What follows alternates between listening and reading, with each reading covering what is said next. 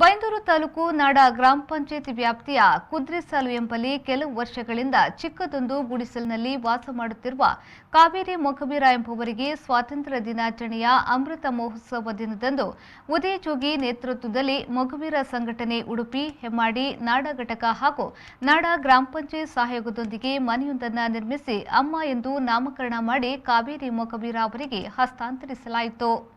ಕಾವೇರಿ ಮೊಗವೀರ ಅವರು ತನಗರಿವಿರದೆ ಬಾಲ್ಯದಲ್ಲಿಯೇ ಮದುವೆ ನಡೆದು ಹೋಗಿತ್ತು. ಮದುವೆಯಾದ ಕೆಲವೇ ವರ್ಷಗಳಲ್ಲಿ ಗಂಡ ಮರಣ ಹೊಂದಿ ತನಗೆ ಏನು ಮಾಡಬೇಕೆಂದು ದಿಕ್ಕು ತೋಚದೆ ಮರುಗುತ್ತಾರೆ.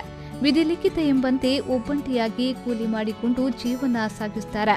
ಹೀಗೆಯೇ ಚಿಕ್ಕ ಗುಡಿಸಲಿನಲ್ಲಿ ವಾಸ ಮಾಡುತ್ತಿದ್ದ ಕಾವೇರಿ ಮೊಗವೀರ ಅವರ ಮನೆಯ ಪರಿಸ್ಥಿತಿ ನೋಡಿ ಮರುಗಿದ ಉದಯ ಜೋಗಿಯವರು ತನ್ನಿಂದಾಗುವ ಸಹಾಯವನ್ನ ಮಾಡಿ ಮೊಗವೀರ ಸಂಘಟನೆಗೆ ವಾಸ್ತವ ಸ್ಥಿತಿಯನ್ನ ತಿಳಿಸಿ ತಮ್ಮಿಂದಾಗುವ ಸಹಾಯ ಮಾಡಿ ಎಂದು ಕೇಳಿಕೊಂಡರು. ಸಂಘಟನೆ ಸ್ಪಂದಿಸಿ ಮನೆ ನಿರ್ಮಾಣಕ್ಕೆ ಸಹಾಯ ಮಾಡುವುದಾಗಿ ಭರವಸೆ ನೀಡಿ ಕೂಡಲೇ ಕಾರ್ಯ ಪ್ರವೃತ್ತರಾಗುತ್ತಾರೆ.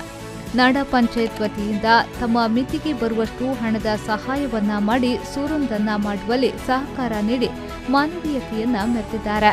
ಗೃಹ ಪ್ರವೇಶ ಸಮಾರಂಭಕ್ಕೆ ಉದಯ ಜೋಗಿ, ಮೀನುಗಾರ ಸಂಘಟನೆಯ ಪದಾಧಿಕಾರಿಗಳು ಮತ್ತು ಸದಸ್ಯರು, ನಾಡ ಗ್ರಾಮ ಪಂಚಾಯತ್ನ ಅಭಿವೃದ್ಧಿ ಅಧಿಕಾರಿ ಹರೀಶ್ ಮೊಗವೀರ, ಶರತ್ ಶೆಟ್ಟಿ, ಗೋಪಾಲ್ ರಾಮನಗರ, ಜಯ ಪೂಜಾರಿ, ನಾಗೇಶ್ ಬೆದ್ರಾಡಿ ಹಾಗೂ ಊರಿನವರು ಉಪಸ್ಥಿತರಿದ್ದರು. ರವಿರಾಜ್, ವಿ4 ನ್ಯೂಸ್, ಬೈಂದೂರು.